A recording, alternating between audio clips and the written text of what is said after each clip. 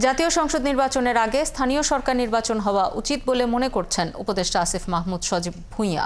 আওয়ামী লীগের নিরপরাধ নেতাকর্মীরা চাইলে ক্ষমা চেয়ে এই নির্বাচনে অংশ নিতে পারেন বলেও মনে করেন তিনি। এদিকে পতিত স্বৈরাচার সরকার ডিসিদের দিয়ে জনগণের উপর অত্যাচার চালিয়েছে বলে মন্তব্য করেছেন আইন উপদেষ্টা অধ্যাপক আসিফ নজরুল। জেলা প্রশাসক সম্মেলনের শেষ দিনে তারা এসব কথা বলেন। আরও জানাচ্ছেন শাহনাজ শারমিন। রাজধানী ওসমানী স্মৃতি মিলনায়তনে জেলা প্রশাসক সম্মেলনের তৃতীয় ও শেষ দিনের প্রথম ভাগে মতবিনিময়ে অংশ নেন স্বরাষ্ট্র, আইন ও স্থানীয় সরকার ও প্রাথমিক ও গণশিক্ষা সহ বিভিন্ন মন্ত্রণালয়ের উপদেষ্টারা। চলমান আছে আমাদের স্থানীয় সরকারের পক্ষে আলোচনায় অংশ নিয়ে উপদেষ্টা আসিফ মাহমুদ সজীব ভুঁইয়া জানান, তার মতে জাতীয় সংসদ নির্বাচনে আগে স্থানীয় সরকার নির্বাচন হওয়া উচিত। জনপ্রতিনিধি না থাকা স্থানীয় সরকারে নানা সমস্যা চলছে উল্লেখ করে তিনি জানান, আওয়ামী লীগের নিরপরাধ নেতাকর্মীরা চাইলে ক্ষমা চেয়ে এই নির্বাচনে অংশ নিতে পারেন। আমি ব্যক্তিগতভাবে মনে করি স্থানীয় সরকার নির্বাচন করার মাধ্যমে সেখানে জনপ্রতিনিধি প্রকৃত জনপ্রতিনিধিদেরকে নিয়ে আসা উচিত। আওয়ামী লীগ করেছে কিন্তু কোনো প্রকার অন্যায় এবং গণহত্যা কিংবা অপরাধের সাথে যুক্ত নয়।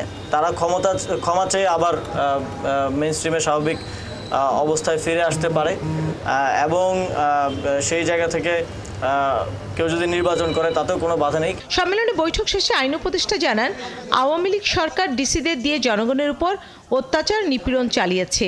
ভবিষ্যতে কেউ যাতে এমনটা করতে না পারে সেই লক্ষ্যে জেলা প্রশাসকদের আইন ও সংবিধান মেনে চলার আহ্বানও জানান তিনি। নীতিমালায় যা আছে, সংবিধানে যা আছে সেটা মেনে চললে জনগণের সেবা আর কল্যাণ দেওয়া ছাড়া ওনাদের কোনো কাজই নাই। কাজে আমাদের শুধু একটা কথাই বলতে, আপনি আইন অনুযায়ী চলেন, আপনি আপনার বিবেক মতো চলেন। নিজ মন্ত্রণালয়ে আলোচনা শেষে স্বরাষ্ট্র উপদেষ্টা জানান, দেশ থেকে দুর্নীতি বিনাশ করতে জেলা প্রশাসকদের নির্দেশনা দেওয়া হয়েছে। সেই সাথে শয়তান নির্মূল না হওয়া পর্যন্ত ডেভিল হান্ট অভিযান চলবে বলেও উল্লেখ করেন তিনি। দুর্নীতির সমূলে বিনষ্ট না করতে পারলে দেশের অগ্রগতি হবে না। এটা হলো আমাদের সবচেয়ে বড় সমস্যা, হলো দুর্নীতি। এটা সব লেভেলে থেকে কমে আনতে হবে। এই জন্য আমি আপনাদেরও সাহায্য এবং সহযোগিতা চাই। শৃঙ্খলা উন্নতির জন্যই তো আমরা এই যে একটা অপারেশন চালাচ্ছি ডেভিল হান্ট, এটা তো আপনারা জানেন এবং আপনারা এই থেকে সাহায্য এবং সহযোগিতা করে যাচ্ছেন। এদিকে ৫ আগস্টের পর লুট হওয়া অস্ত্রের মধ্যে ২.৫ লাখ বুলেট ও ১,৪০০ অস্ত্র এখনো উদ্ধার হয়নি।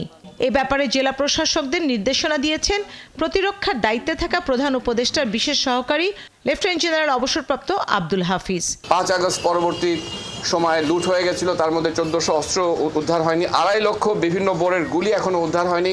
সেগুলো তাদের জেলাতে কোনো না কোনো জায়গায় আছে। শাহনাজ শারমিন, ৭১, ঢাকা। নিজ নিজ জেলায়